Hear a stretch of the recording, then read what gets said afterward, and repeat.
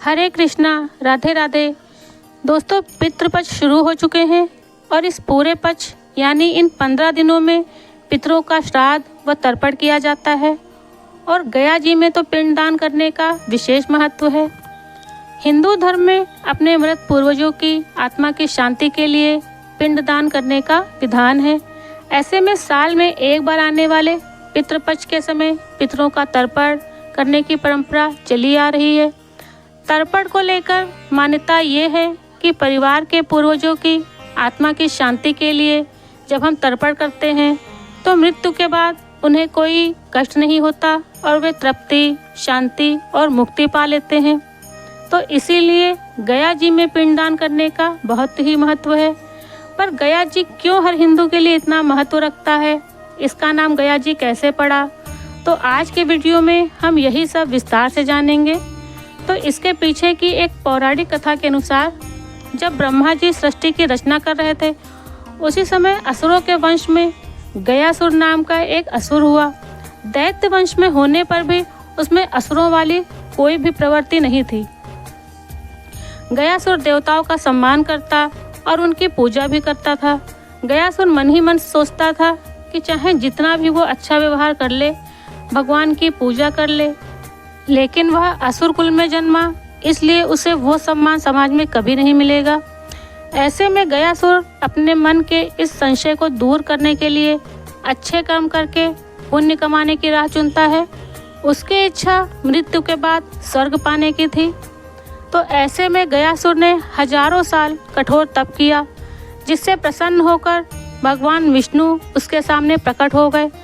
गयासुर ने विष्णु जी से कहा कि हे श्रीहरि, मेरे शरीर में आप वास करें ताकि मुझे जो भी देखे या मुझे कोई भी छू ले तो उसके सभी पाप नष्ट हो जाएं और मैं एक पुण्यात्मा कहलाऊं। तो इस तरह से वो स्वर्ग की प्राप्ति भी कर सकेगा। भगवान श्री विष्णु ने गयासुर को वही वरदान दे दिया। अब गयासुर पूरी दुनिया में घूमने लगा और सबके पाप काटने लगा। तो पाप तो सबके नष्ट होने लगे, लेकिन इस कारण स्वर्गलोक और यमलोक की सारी व्यवस्था खराब होने लगी और संतुलन बिगड़ने लगा, क्योंकि बुरे कर्म करने वाले भी गयासुर का दर्शन करने के बाद स्वर्ग प्राप्त करने लगे। इसलिए लोगों का डर भी धीरे धीरे समाप्त होने लगा। अब वे लोग बुरे कर्म करने से डरते ही नहीं थे। इस परेशानी को दूर करने के लिए यमराज ब्रह्मा जी के पास पहुँचे और गयासुर को रोकने के लिए कहा।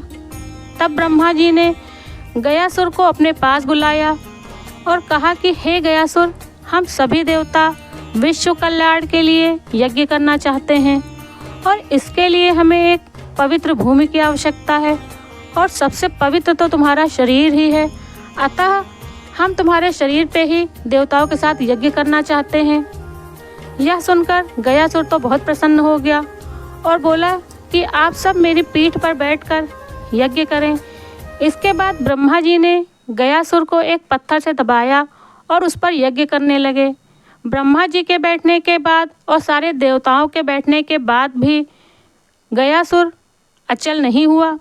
इतने भार के बाद भी गयासुर घूमता फिरता रहा और सबके पाप नष्ट करता रहा।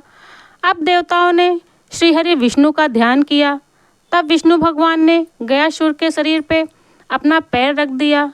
इस पर गयासुर ने कहा कि मैं अपने आराध्य श्री हरि विष्णु की मर्यादा को ध्यान में रखते हुए अचल हो रहा हूँ। पर उसने भगवान से वरदान मांगा कि हे प्रभु, आप मुझे पत्थर बना दें एवं आप सभी देवता अप्रत्यक्ष रूप से मेरे शरीर रूपी पत्थर में ही निवास करें, जिससे यह स्थान मृत्यु के बाद होने वाले धार्मिक अनुष्ठानों के लिए एक तीर्थ बन जाए। गयासुर की बातों से विष्णु भगवान बहुत ही प्रसन्न हुए, क्योंकि अब भी गयासुर लोक कल्याण के बारे में ही सोच रहा था। तब श्रीहरि विष्णु ने उसे भूमिगत होने को कहा और एक शिला में परिवर्तित कर दिया गयासुर को और वरदान दिया कि जो भी व्यक्ति गयासुर के निवास पर आकर उसकी पवित्र शिला पर पिंडदान व मृत्यु के बाद होने वाले अनुष्ठान करेगा, उनके पूर्वजों को मुक्ति मिल जाएगी और वे जन्म मृत्यु के चक्र से मुक्त हो जाएंगे।